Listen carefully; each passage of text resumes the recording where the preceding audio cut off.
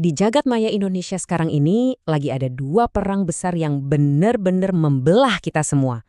Serius, ini dua kubu yang saling tabrakan. Di satu sisi, kita ngomongin soal dompet kita yang terancam. Krisis ekonomi beneran di depan mata. Nah, di sisi lain, tiba-tiba aja semua orang ribut soal isu ideologi yang super panas. Coba dengerin ini deh. Dolar kemungkinan ke 22.000. Ini bukan saya loh yang ngomong, tapi seorang ekonom, Ferry Amsari. Bayangin 22.000.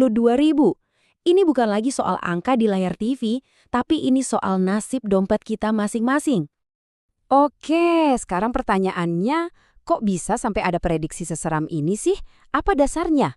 Nah, mari kita coba bedah satu persatu. Kita lihat ada apa di balik semua ini. Rp22.000.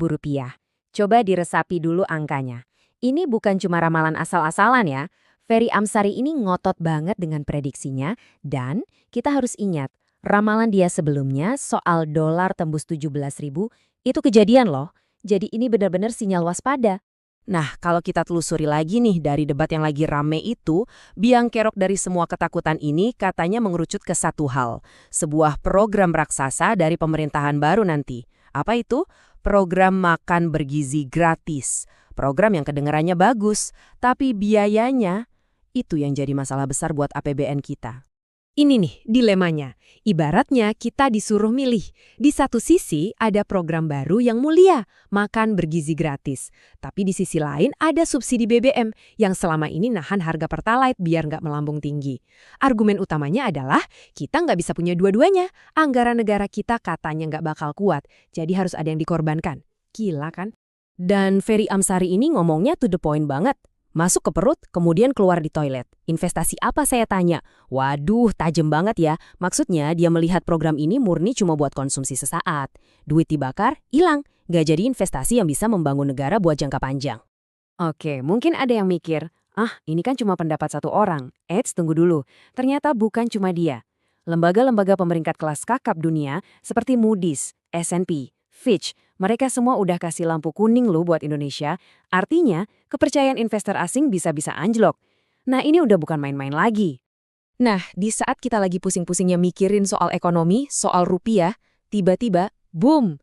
Entah gimana ceritanya, topik pembicaraan langsung belok 180 derajat. Dari urusan perut, kita loncat ke urusan kebijakan luar negeri yang super emosional. Pertanyaannya, kenapa? Kenapa pas negara lagi diambang krisis ekonomi, debat publik malah geser ke Palestina? Ini dia titik pertemuannya. Masalah dompet di dalam negeri tiba-tiba bertabrakan sama perdebatan sejarah dan ideologi yang udah mendarah daging buat sebagian besar masyarakat kita. Biar kita paham kenapa perdebatannya sepanas ini, kita harus lihat dua narasi sejarah yang benar-benar berlawanan. Kubu pertama, yang diwakili Hussein, bilang kalau Palestina itu berjasa besar buat kemerdekaan kita. Ada mufti agung yang lobi negara Arab, ada saudagar kaya yang nyumbang seluruh hartanya. Tapi, kubu kedua, yang diwakili Permadi Arya bilang, hold on, cerita itu nggak benar. Itu cuma pseudo-history, alias sejarah palsu, fiksi.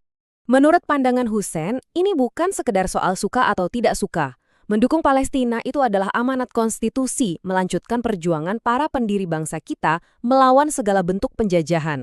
Jadi kalau ada yang menentang ini katanya sama saja dengan menginjak-injak pemikiran pendiri bangsa. Wah, dalam banget kan? Tapi dari sisi lain, Permadi Arya menantang langsung dasar dari semua itu. Dia bilang, tahun 1945 itu belum ada yang namanya negara Palestina, bangsa Palestina pun belum ada. Jadi, gimana kita bisa bilang mereka berjasa kalau secara entitas negara aja belum eksis? Ini benar-benar serangan telak ke fondasi argumen lawannya. Nah, kata pseudo-history ini diulang-ulang terus dalam debat. Ini tuduhan serius loh.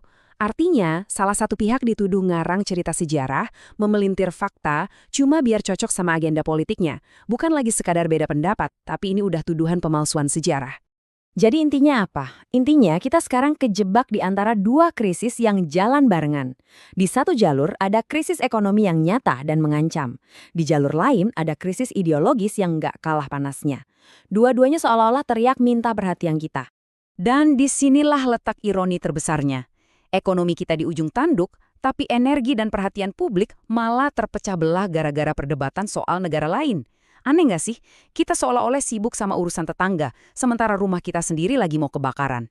Ini yang kemudian jadi pertanyaan utamanya buat kita semua.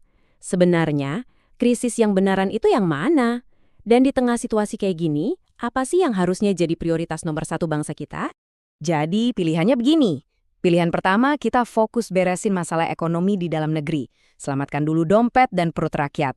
Pilihan kedua, kita tetap teguh sama prinsip konstitusi kita, melawan penjajahan dan membela solidaritas internasional.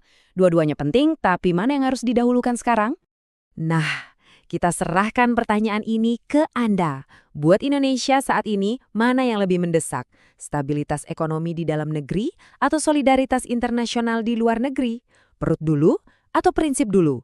Coba tulis pendapat kalian di kolom komentar. Jalan mana yang seharusnya kita pilih?